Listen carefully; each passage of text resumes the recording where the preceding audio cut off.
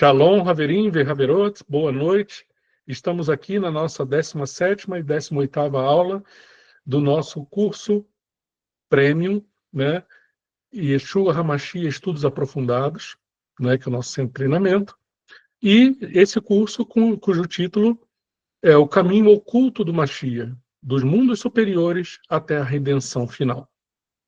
E nós temos visto, né, ao longo dos últimos módulos, no primeiro módulo tratamos somente do Eterno, no segundo módulo sobre a emanação do Mashiach, do Adão Kadmon, o homem primordial, né, e através dele os mundos foram criados, certo? Os 4 mundos, né, de Atzilut, Beriá, Yetzirah e Asiá. Nós vimos também as 10 Sefirot, como é que elas foram originadas. E nesse terceiro módulo que começamos ontem, começamos a ver, então, a seguinte pergunta: por que que o Eterno tinha que enviar o Mashiach, né? E nós explicamos ontem sobre a questão, né, do Shevirat Hakelim, né, que foi a quebra dos vasos, né? Esses vasos seriam as conexões entre as Sefirot, que por conta da luz muito forte da presença do Eterno se romperam, e essas faíscas, essas centelhas da santidade dessa luz se espalharam nos mundos inferiores, das quais grande parte dessas centelhas são as nossas almas, que são parte da alma do próprio Mashiach. Então, na aula de hoje, nós vamos continuar explorando esse tema, né? E o título dessa 17ª aula é A Shekhinah em Exílio, a dor da presença divina entre os homens. Então, nós vamos ver que o Eterno, ele desce com o seu povo. Eu acho que tem um áudio aberto aí, gente. Se possível, eu pediria que checassem o áudio para ver se não está aberto, tá bom? Então, nós vamos ver como que o Eterno, aquele que está acima de todos, como que ele comunica a sua presença aos mundos inferiores, como que ele desceria. O Eterno não sai da sua luz inacessível, mas ele se manifesta através da sua palavra, do seu Memra, do seu Mashiach, né? Então, a história da humanidade, mais especificamente a história de Israel, é, segundo a tradição mística judaica, a história da Shekhinah. A Shekhinah é a presença divina que habita com o ser humano. O conceito de Shekhinah, ele não aparece diretamente na Torá escrita, mas é central na Torá oral e na Kabbalah, expressando a dimensão do eterno, né, que se revela, que se aproxima, que habita, mas que também sofre quando o mundo se afasta da sua fonte espiritual. Então, essa presença divina, a partir do momento que nós buscamos ao eterno em um estado contemplativo, num estado de reverência, num estado de busca, com coração sincero e quebrantado, e buscando a presença do eterno, nós somos elevados. Nossa alma se eleva. E essa elevação vai de encontro à Shekhinah, a presença divina que desce sobre nós, formando um canal, uma ponte, ok? Para que aí o Eterno possa se manifestar e ministrar ao nosso coração, certo? Então o Midrash, ele nos apresenta uma verdade poderosa, né? E desconcertante também, né? Que quando Israel foi para o exílio, né, a Shekhinah foi com ele, conforme está escrito no Midrash Rabbah, em Shemot, né, 2:5. E assim diz: em todo lugar para onde Israel foi exilado, a Shekhinah foi com eles. Ou seja, o Eterno não abandonou o seu povo. Ele manteve um canal de comunicação com o seu povo.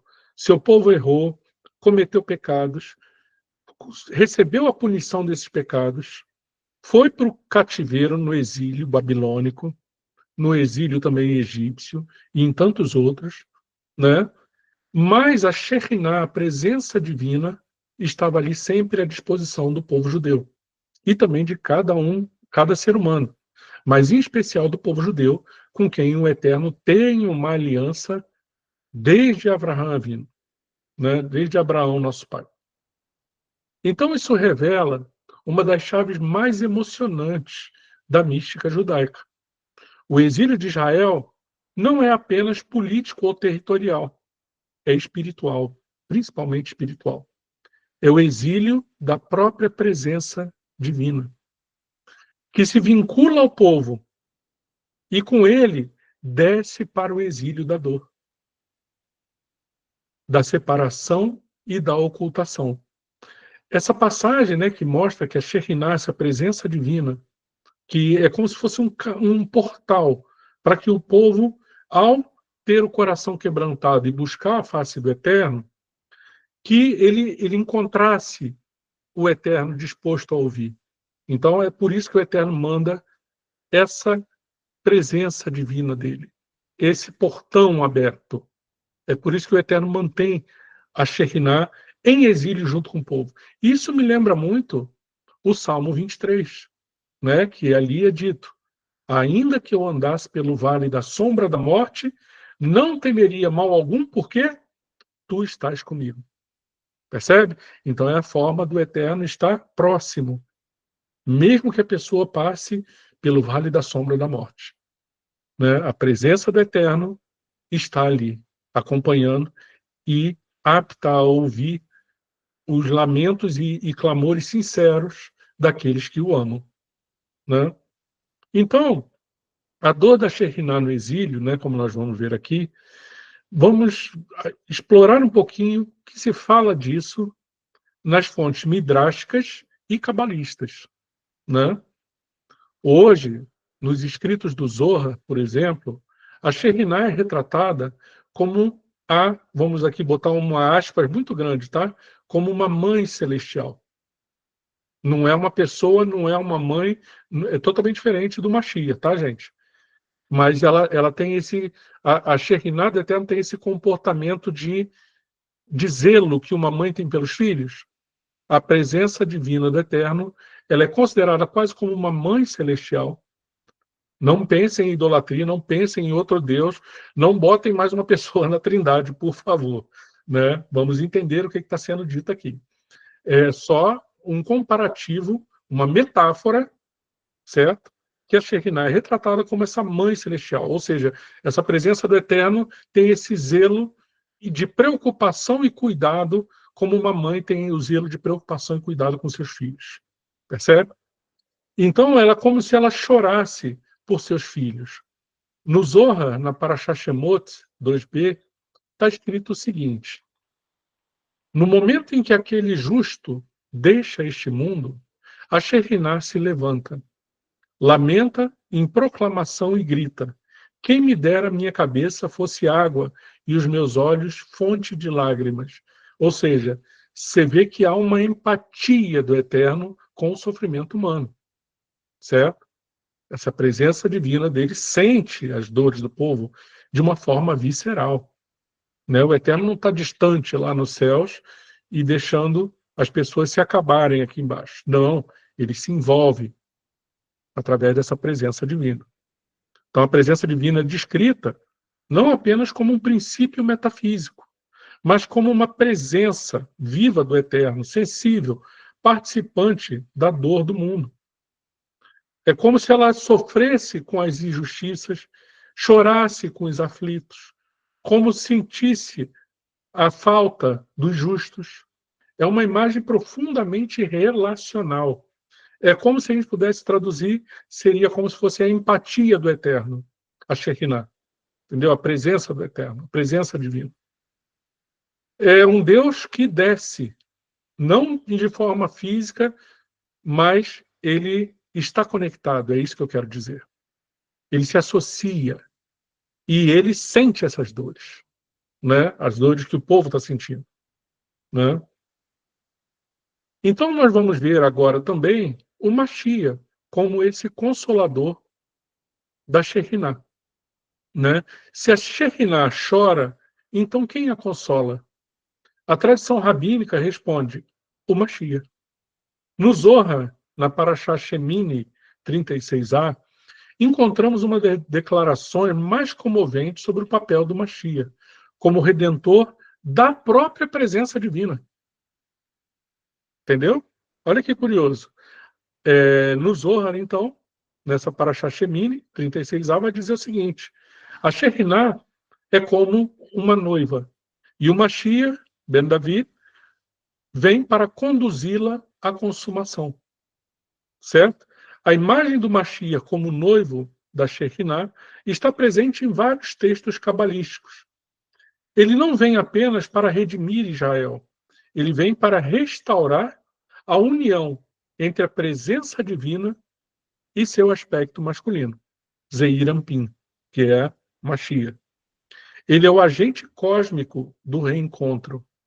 E, como tal, sua missão é espiritual, sacerdotal e mística. Nota que curioso que essa visão cabalística, ela bate muito, ela se liga muito à visão da Brit Halashá, do Novo Testamento, né? Que cada um de nós que recebeu o testemunho do Mashiach, fomos feitos corpo do Mashiach. E essa congregação das pessoas, porque é quase literal a gente ser corpo do Mashiach, porque nós já vimos que a nossa própria Yeridá é uma centelha da alma do Mashiach dentro de cada um de nós, né? A nossa parte mais alta da nossa alma, né? E unidos como esse corpo, essa Kehilá, essa congregação que busca o eterno, então a Shekhinah está totalmente sobre, a presença divina está totalmente sobre esse grupo de pessoas, essa assembleia de pessoas que tem o amor pelo eterno e o testemunho de Yeshua, e é descrito como em Apocalipse? Como a noiva. A congregação das pessoas que estão sendo santificadas, elas são descritas como a noiva do Mashiach. E é nelas que habita a presença divina, a Shekhinah. Então, nota como o conceito cabalístico tem tudo a ver com o conceito da Brit Halashá. Então, o livro de Apocalipse, ele é Cabalá pura. O livro de Apocalipse tem descrições cabalísticas profundas. Isso que foi citado lá sobre a noiva do Mashiach, né, que a congregação seria a noiva do Messias, isso é cabala pura, como nós estamos vendo aqui no Zohar, né?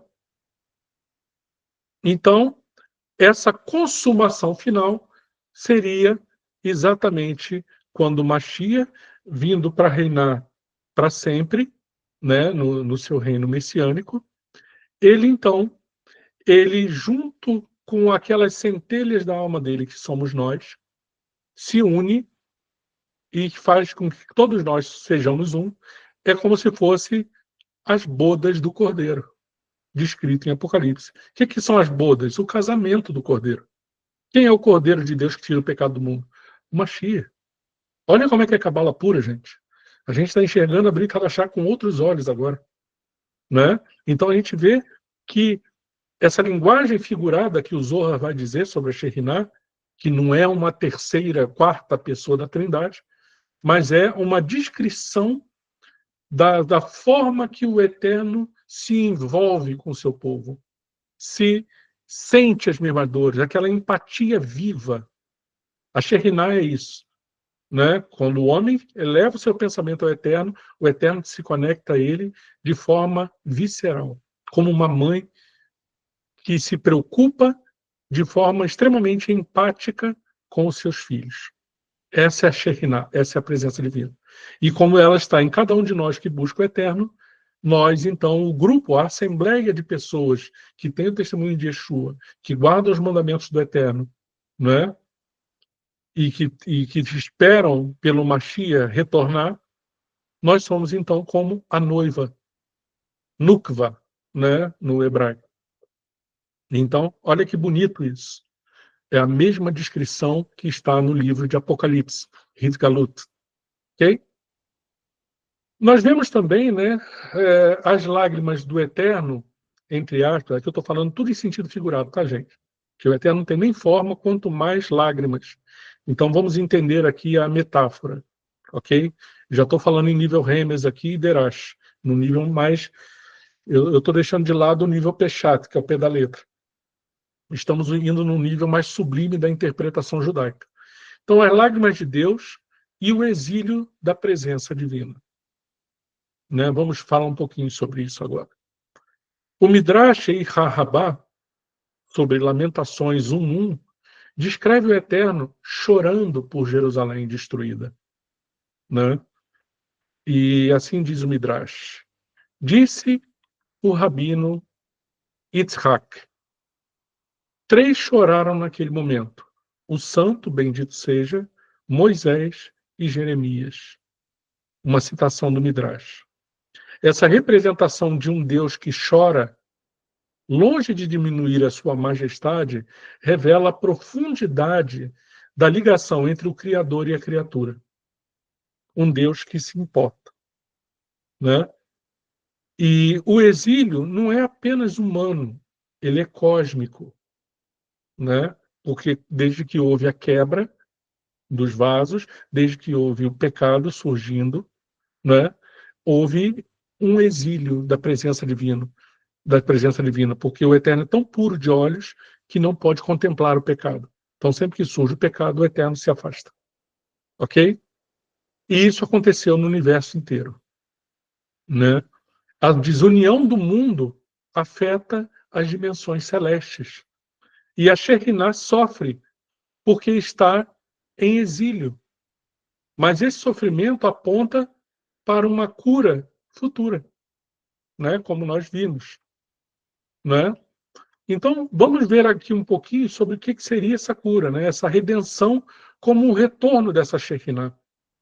O retorno da Shekhinah, a sua plenitude, né? O que seria essa plenitude? Quando a presença divina for 100% em nós. Como nada do pecado nos puder separar da presença de Deus. E ali tivermos a comunhão plena com o Mashiach, que fez a expiação no nosso lugar e que faz a ponte entre nós e o Ensof, e o Eterno, né? Então, notem como essa unidade ela é plena, né? Então, é esse o retorno que está sendo amplamente aguardado por cada um de nós.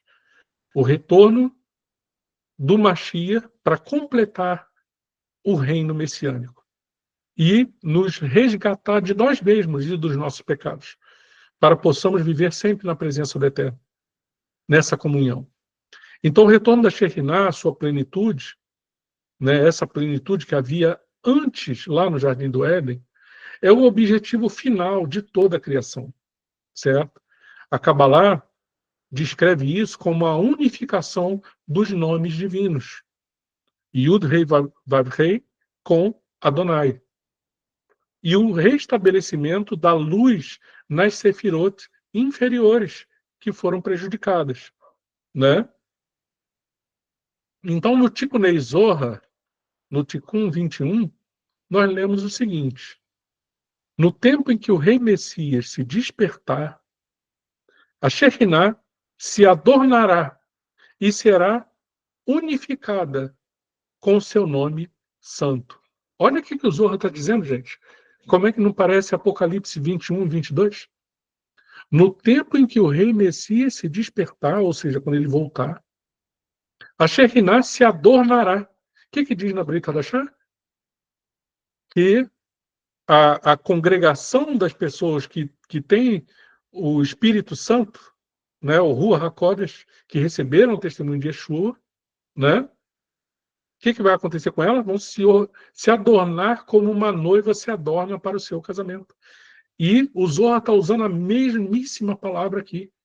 A Shekhinah, que é a presença divina que está sobre todos nós, se adornará, né? Se enfeitará para o encontro com seu noivo. E será unificada com seu nome santo. A missão do Mashiach não é apenas salvar os homens, mas restaurar a própria presença do Eterno neste mundo. Ele é aquele que traz a Shekhinah de volta ao seu lugar de honra, porque ela estava no exílio, acompanhando o povo em seus sofrimentos. Certo? A Shekhinah, então, será elevada, né? A sua completude, a sua aliança eterna com Israel e com o mundo inteiro. Então, o que a gente pode concluir dessa aula? Né? Que a dor da Shekhinah em exílio é o espelho da nossa própria dor espiritual. mas também é a semente da esperança. Porque se a presença divina desceu ao nosso encontro, é porque um dia voltará a se elevar. E quem conduzirá esse retorno é o Mashiach, o consolador da Shekinah, né? O redentor do mundo, o restaurador da unidade entre os céus e a terra. Então, essa compreensão nos prepara para a próxima etapa, que nós vamos, então, aprofundar o papel do Mashiach como revelador da imagem divina e o restaurador do Adão primordial, né? Até que todas as suas centelhas estejam de volta, para que esse Messias original, esse Adão Kadmon, né, que ele esteja pleno. E ele é que nos dá esse acesso direto e essa imersão no Ein Sof, no eterno. O Mashiach, então, é como se fosse um cordão umbilical que nos liga à fonte da vida, que é o Ein Sof. Né? Por isso que o próprio Yeshua fala: eu sou o caminho, a verdade e a vida. Ninguém vem ao Pai senão por mim. Percebem? Então isso é tão profundo que, por mais que hajam várias religiões na Terra, cada uma tentando do seu jeito, mas o Eterno mostra que só há um caminho até Ele, que é através do Messias. E ele não fala isso só com meras palavras soltas ao vento. Yeshua é o único que entra na história da humanidade.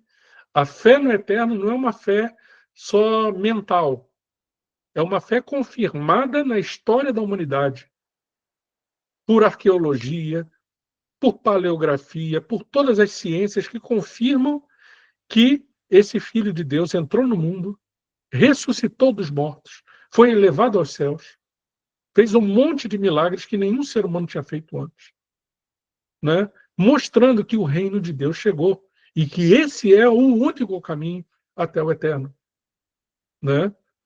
Então, no tempo do rei Messias, tudo que é um engano vai ser desfeito. Tudo que é falso, todas as falsas religiões, tudo vai ser desfeito.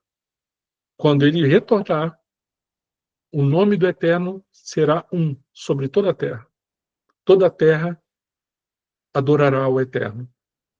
E terá o Mashiach como a sua porta de entrada, o Mashiach Yeshua como a sua porta de entrada nesse reino celestial que vai estar superposto ao reino físico aqui na terra, né? E essa presença divina, que é a Shekhinah, que habita conosco, porque estamos aqui no exílio sofrendo, né? Ela será adornada como uma noiva, né? E nós teremos essa unificação toda. O Mashiach nos resgatando, o Mashiach tendo essa união com a Shekhinah, com cada um de nós, e a presença divina que paira sobre nós, e nos conduzindo ao Ein Sof, certo? Então vamos dar uma pequena pausa aqui agora, né, para a gente falar um pouquinho, né, o que vocês, se tem dúvidas, como é que estamos aí? Alguém tem algum comentário, alguma dúvida?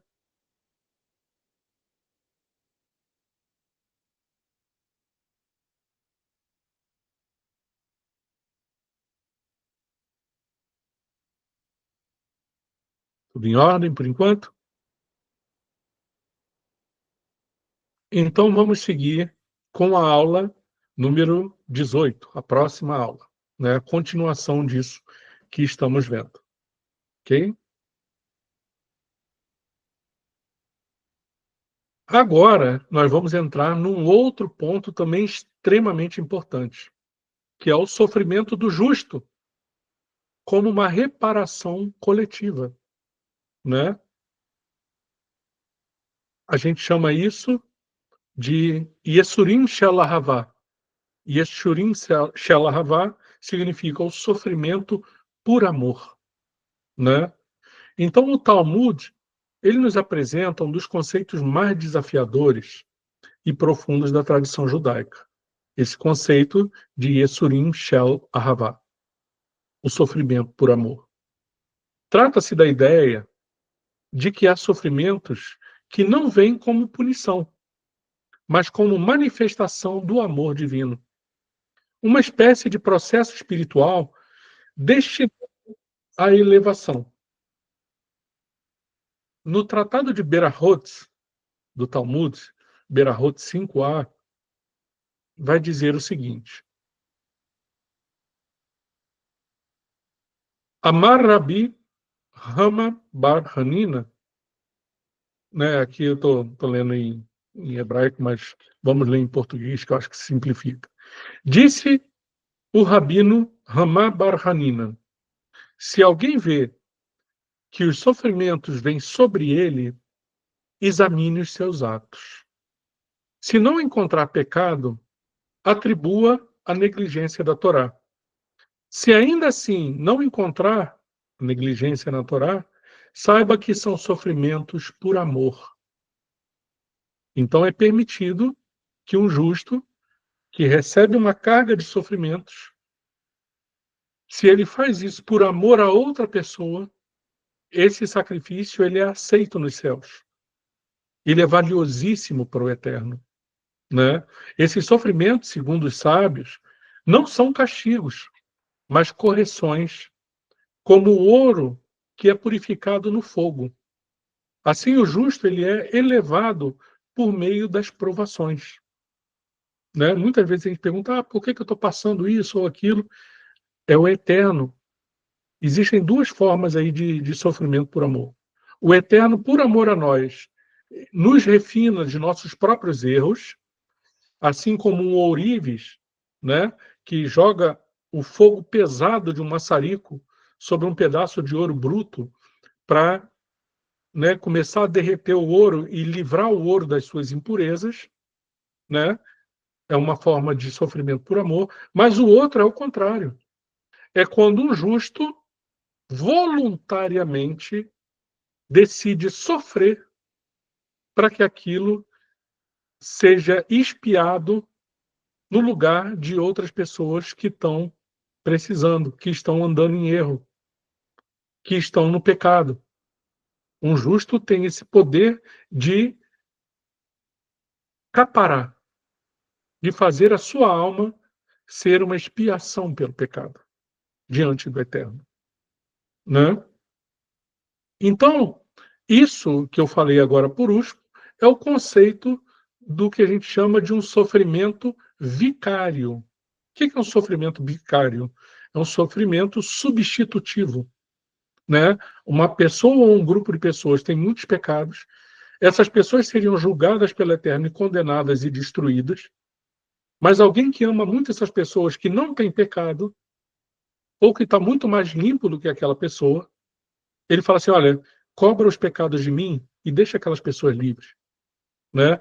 É como se fosse alguém que se oferece para ser refém no lugar de um outro grupo de pessoas que está refém de sequestradores, por exemplo. É um sofrimento substitutivo. Isso é que significa um sofrimento vicário, ok? Então, a Kabbalah e o pensamento racídico, eles expandem essa visão.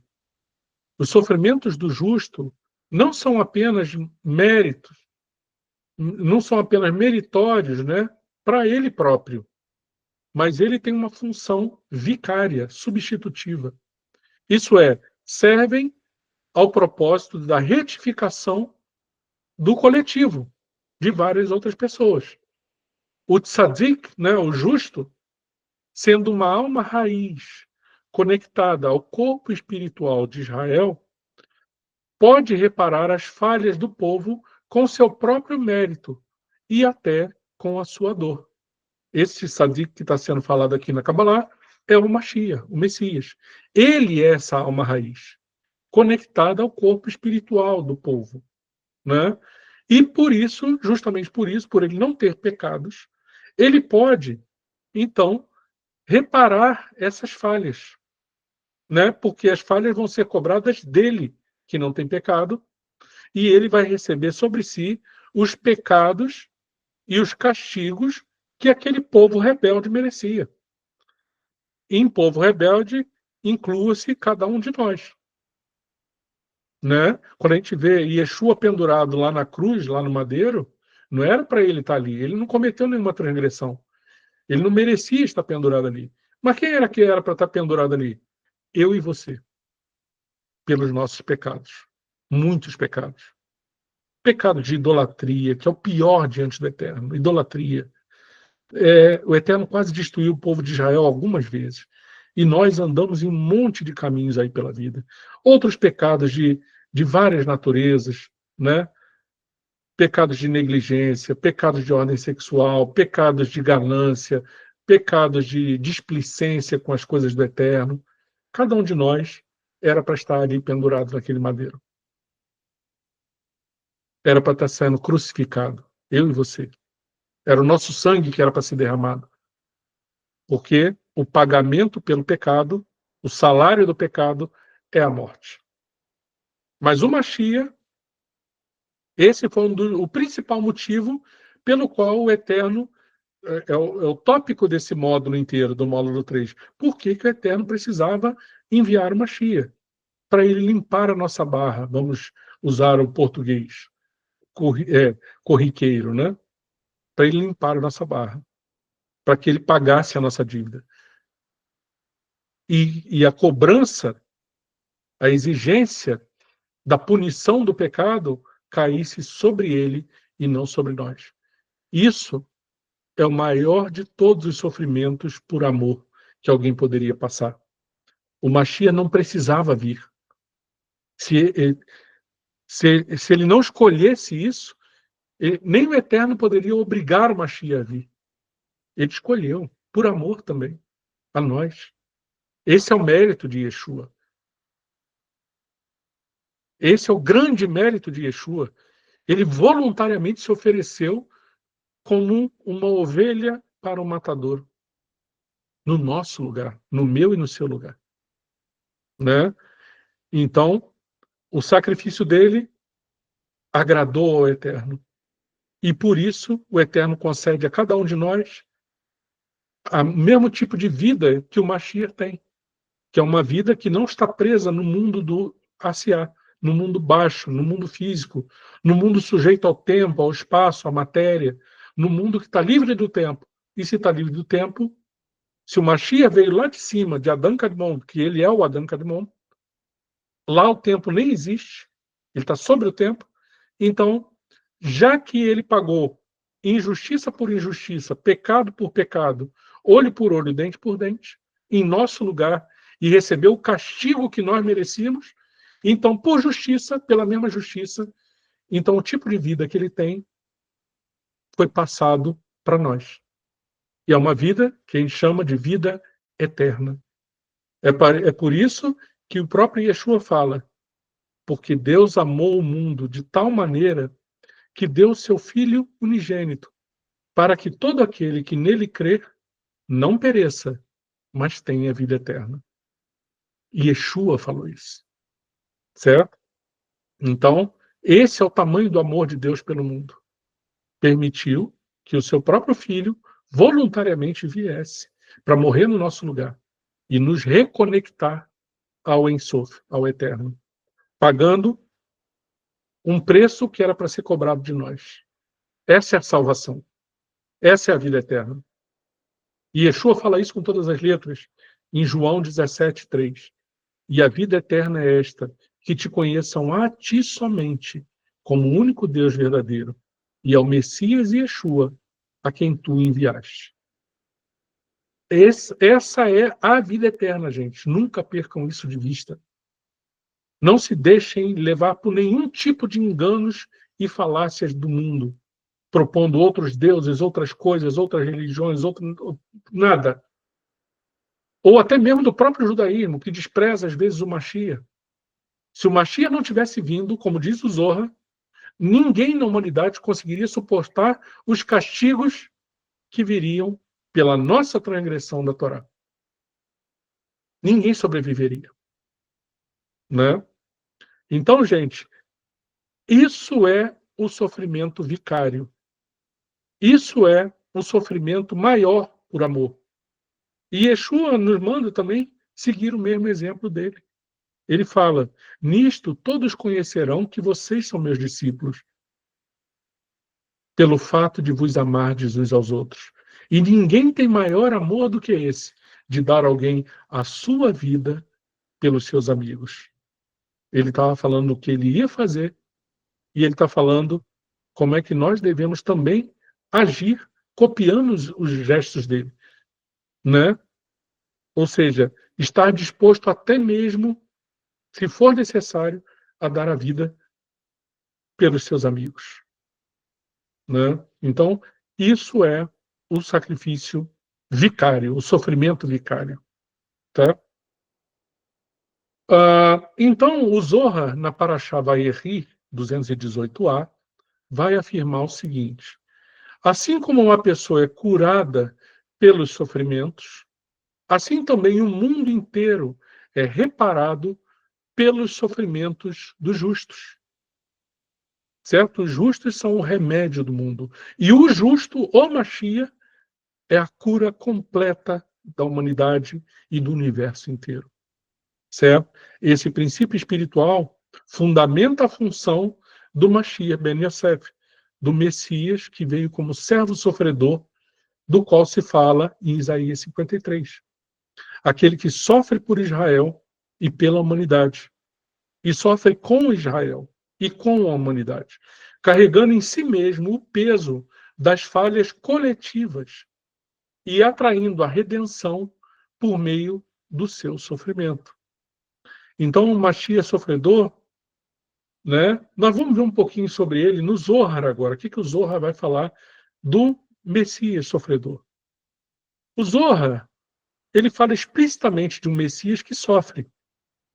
No Zohar, na Parashá Shemot 8a, vai dizer o seguinte: encontramos então uma visão extraordinária, que é a seguinte: e quando o justo, ou seja, o Messias, deixa o mundo, a Shekinah caminha entre os túmulos dos filhos do homem e chora sobre eles. E o Messias geme com ela e clama pelos sofrimentos do mundo. Essa imagem comovente desse compadecimento que o Messias sentiu em nosso favor, né? Do Mashiach chorando juntamente com a Shekinah, com a presença divina, sobre os túmulos da humanidade, representa o papel do ungido, do Mashiach, como um redentor compassivo. Ele compartilha a dor da presença divina e se oferece como um canal de tikkun, de reparação, de restauração. Ele sente isso, só que em vez de ele ficar sentado chorando e vendo todo mundo sofrendo e perdendo, ele fala assim: não, deixa que eu pago a conta. Vamos trazer vida para todos esses, né?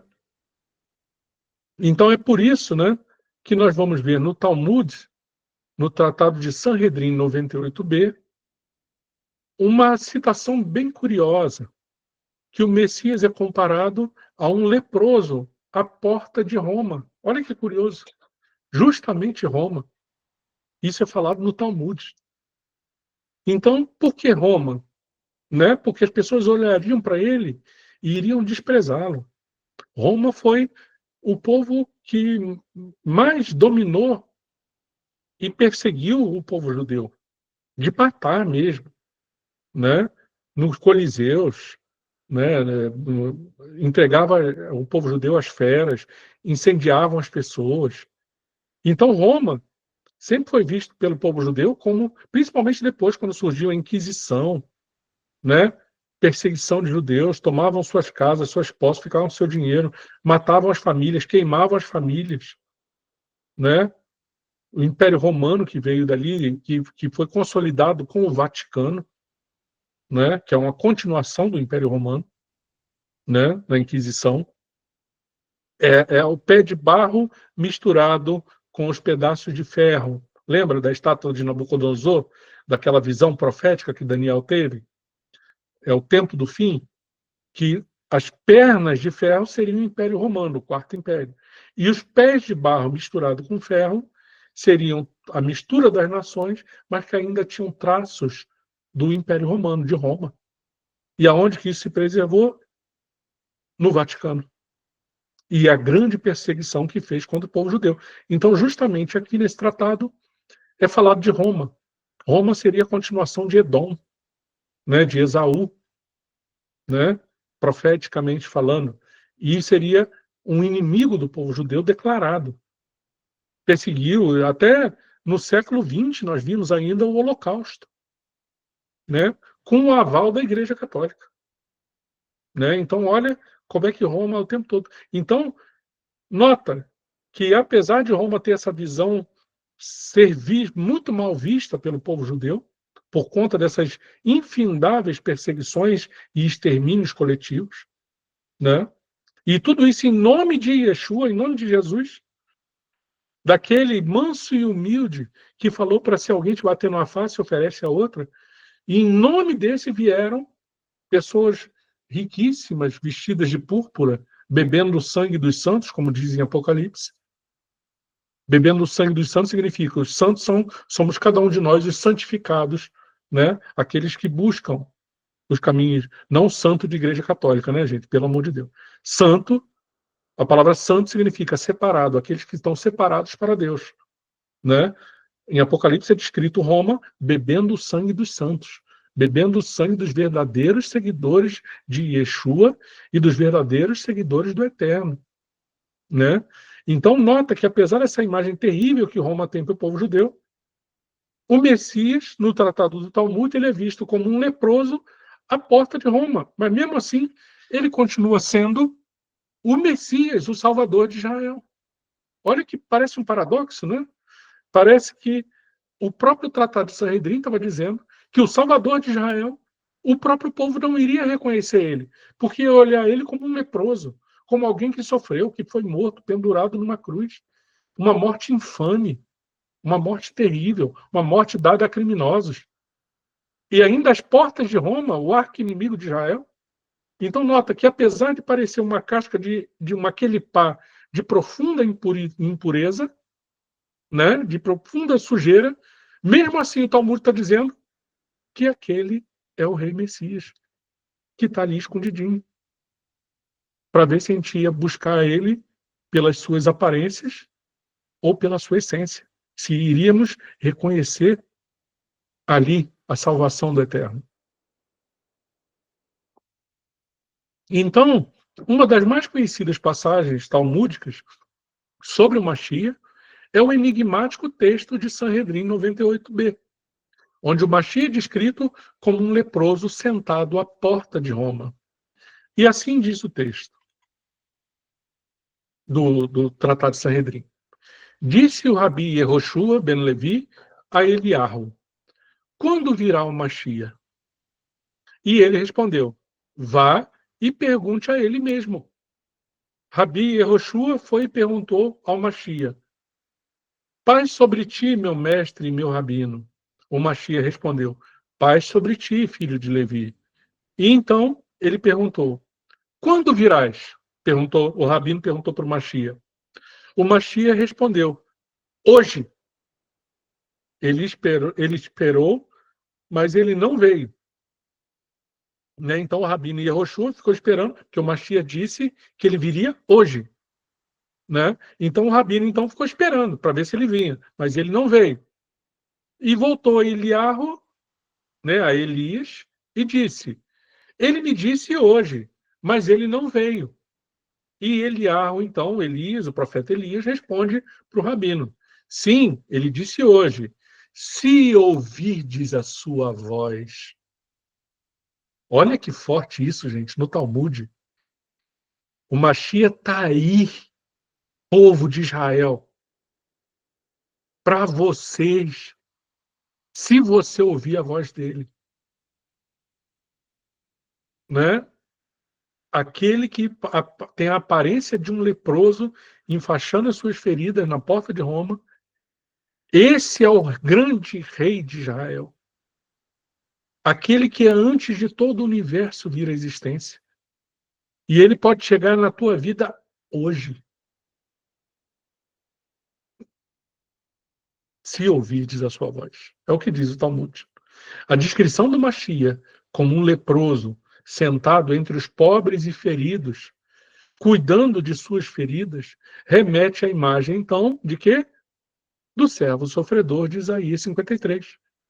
Que ele era desprezado, né? Um Messias compassivo, oculto, mas presente, pronto para redimir, aguardando a resposta do mundo, né? Ele era desprezado por todos, não fizemos caso. Ele era alguém como um de que as pessoas viram o rosto, não querem nem olhar para ele. Essa é a descrição do servo sofredor de Isaías 53. Mas ao Eterno agradou moê-lo, e as nossas iniquidades caíram sobre ele, e pelas suas pisaduras nós fomos curados. Então notem que até para o povo judeu deveriam ler esse texto do Tratado de Sanhedrin, né?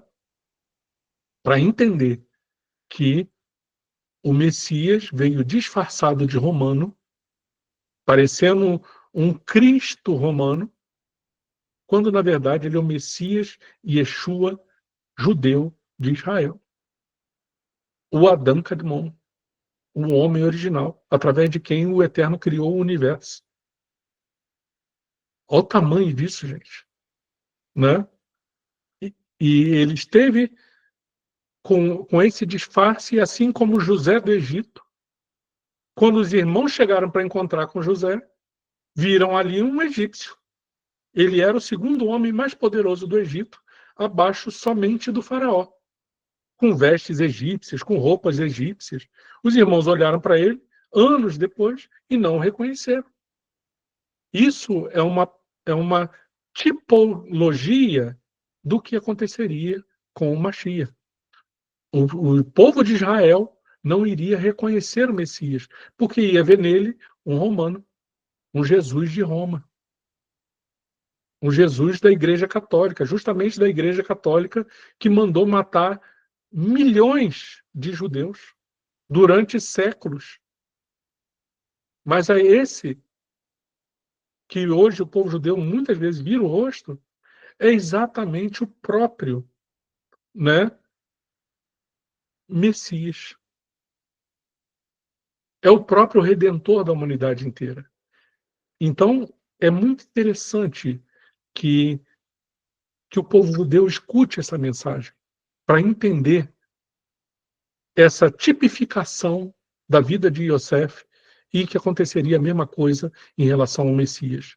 O povo judeu veria ele como alguém indigno. Viu isso na própria época que ele veio, não achavam ele digno, era só um suburbano da Galileia, que andava na Galileia, que era uma cidade pobre, né? Não era riquíssimo lá de Jerusalém, né? Ele foi desprezado quando ele veio, ele continua sendo desprezado por boa parte do povo judeu. Mas o povo judeu, se lê o Tratado de Sanhedrin, vai entender que o Mashiach pode voltar para eles hoje, dentro do coração, restaurar a vida de cada um deles, se ouvirdes a sua voz. E isso, esse se ouvirdes a sua voz, ele está exatamente citando a profecia do Salmo 95. Percebe? Então, o que a gente pode concluir de tudo isso? Do sofrimento vicário, sofrimento substitutivo, né? De por que o Eterno teve que mandar o Mashiach, né? Para restaurar não só o povo judeu, mas a própria Shekhinah do Eterno, que está no exílio junto com o povo, a própria presença divina. Nós vamos concluir, então, sobre o sofrimento redentor e esse mistério messiânico, essa ocultação, né? O sofrimento do justo nunca é vão na visão judaica. Ainda mais quando esse justo é o próprio Mashiach, a alma raiz de toda a humanidade. Seus sofrimentos têm um propósito: despertar, elevar, reparar, pagar o preço, reunir o povo. Ele sofre juntamente com a própria Shekhinah. Ele carrega as dores de todas as pessoas, de toda a humanidade, principalmente do povo de Israel, né? E torna-se o canal pelo qual essa luz perdida pode voltar a brilhar. E essas centelhas de luz que foram espalhadas, que são as almas de cada um de nós, que estão envoltas em aquele pote, em cascas de sujeira, de impurificação. Essas cascas, então, vão sendo limpas e as centelhas vão sendo redimidas, certo? E a alma do Mashiach vai sendo reunificada com cada um de nós, que somos parte da própria alma do Mashiach.